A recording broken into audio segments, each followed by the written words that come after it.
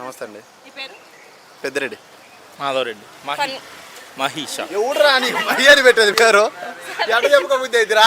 సరే కొన్ని క్వశ్చన్స్ అడుగుతాను, ఓకేనా? నార్మల్గా అమ్మాయిలు కట్నం ఇచ్చి పెళ్లి చేసుకుంటారు కదా, ఎంత ఎక్స్పెక్ట్ చేస్తారు మీరు? నేను 1 crore పైన ఉన్నాను.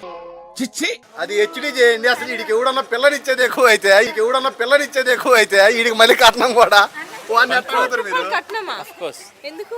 గడ్డానికే వచ్చాను 40 లక్షలు. చూప్. రేయ్, 1 కోటి రూపాయలు కట్నమా? ఎందుకు ఎక్స్పెక్ట్ చేశారు? వాడికి హెయిర్ ఊడిపోతుంది. రే హెయిర్ కి ఎంత చెప్పన్నా? చెప్పేదేనా? సరే మీ శాలరీ ఎంత? మంత్లీ శాలరీ ఎందుకులేండి, చెప్పాలి. పేస్ట్ నెలకు 3 లక్షలని చెప్పు. 1 lakh. మీకా? ఏ కంపెనీలో? యంత్ర. నిజంగా వస్తుందా 1 lakh?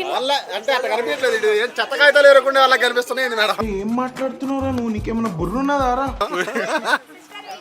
వాడి face 20k cuttings. 1 lakh salary. Cake cutting. అందుకోసమే 1 year ఎక్స్పెక్ట్ చేస్తారు. అట్లా అని కాదు, నవ్వుగా 40 లక్షలు చిన్నప్పుడు మా అమ్మ చెప్పింది. నా నవ్వుగా 40 లక్షలు ఇవ్వచ్చు. ఇంకా సో గడ్డానికి నేను 30 లక్షలు అలా పెట్టుకున్నాను. 70 30 లక్షలు పెళ్లి ఖర్చులు ఉండాలి కదా మరి. 30 లక్షలు ఓకే, సరిపోయింది. ఒకవేళ మీరే రిటర్న్ ఇచ్చి కట్నం పెళ్లి చేసుకోవాల్సి వస్తుంది, అప్పుడు పెళ్లి చేసుకోవాలి. మిషన్ నడుస్తుంది ఇక్కడ. సమన్వయం ఈడని 1 కోటి రూపాయలు ఇస్తాడు. అప్పుడు నేను పెళ్లి చేసుకోనండి. పెళ్లి చేసుకోరా? కట్నం ఇవ్వాల్సి వస్తుందని? కట్నం ఇయ్యను. అలాంటి పరిస్థితే వస్తే కట్నం ఇయ్యను.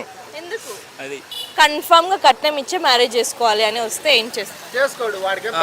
అప్పుడు ఆఫ్రికా పోతా. అయినా ఎవడురా నువ్వు? ఏం కొడుకురా నువ్వు? ఆఫ్రికా ఆడ అమ్మాయిలు బోల్డ్ మంది ఉన్నారు.